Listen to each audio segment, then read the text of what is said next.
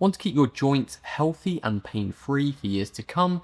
Well, in today's video, I'm sharing 5 simple habits that will help protect your joints, reduce stiffness, and keep you moving longer term. Stick around because these tips are easy to implement and can make a huge impact. Number 1 is motion.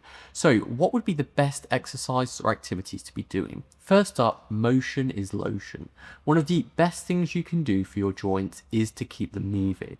But not all movement is created equal. Low impact exercises like swimming, cycling, walking, or yoga help lubricate your joints, improve circulation, and strengthen the muscles around them. But you can't discount higher impact things either. A lot of the times, things like running would get blamed for bad knees. However, that's been pretty debunked.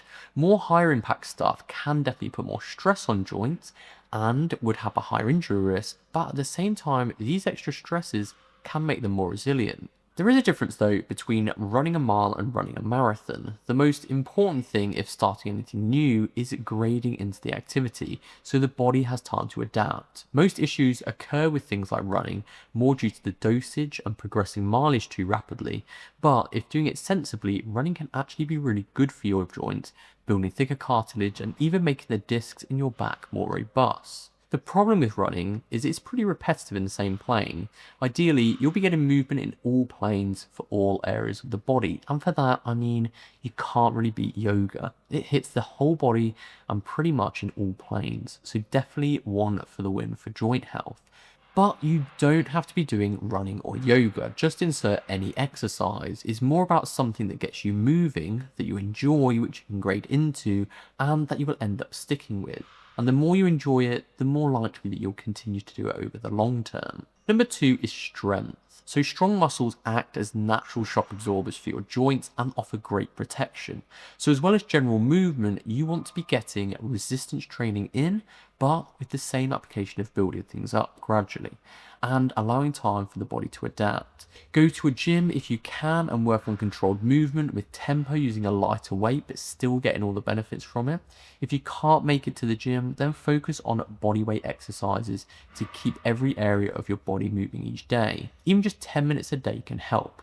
But ideally, you will do it for longer and doing something that's challenging enough to build the strength that you can gradually progress. And that's where you can't really beat a gym. Even if it's just dumbbells or a barbell in that gym, there's so much you can do.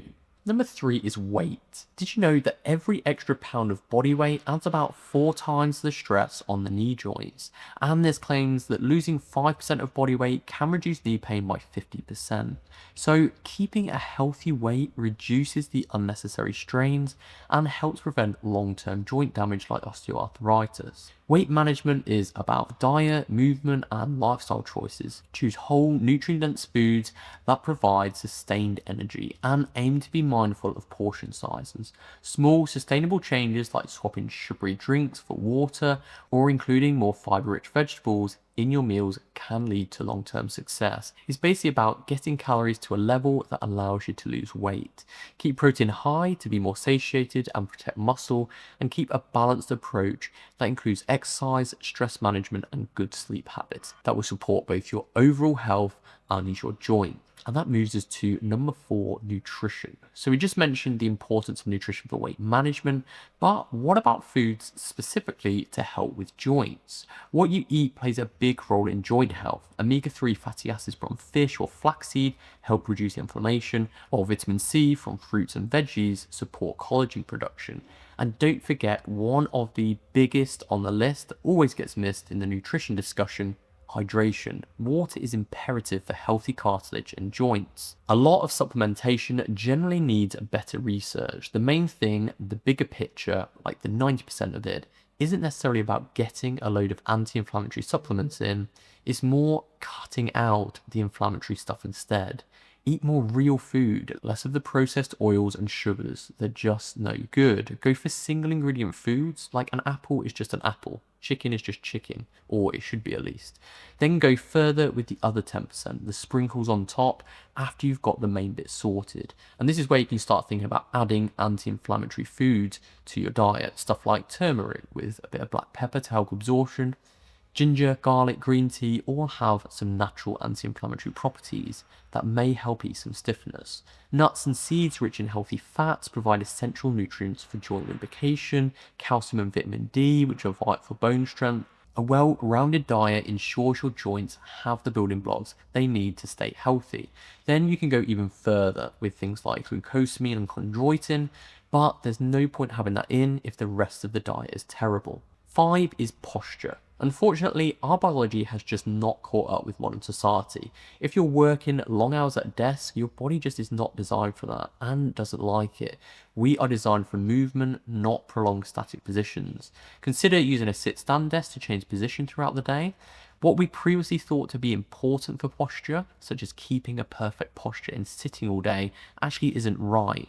The main issue here isn't about sticking to a certain good posture, it's about changing posture often throughout the day and not being stuck in any one position for long periods. So it's not that standing is better than sitting necessarily, you just don't want to be in either for too long. Generally, there isn't a right way to sit or stand, just change up whatever position you are in regularly. If you're sitting, just stand up and walk around at least every 30 minutes. And a bonus tip, listen to your body. If you feel pain, don't push through it. Early warning signs like stiffness, mild pain, or reduced range of motion shouldn't be ignored. And one thing we hear most often when people come and see us for injuries is that they felt a niggle a few weeks before it properly being set off.